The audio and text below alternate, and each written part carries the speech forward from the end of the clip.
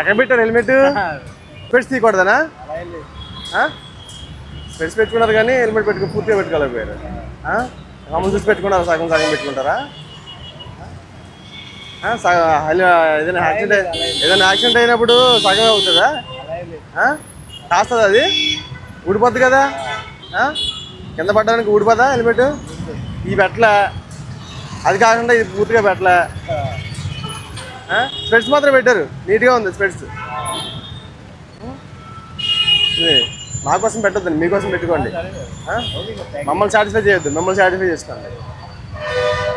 పెడతాను ఇల్లు పెట్టారు, వెరీ గుడ్. బట్ ఇవి పెట్టుకోండి, థ్యాంక్ యూ.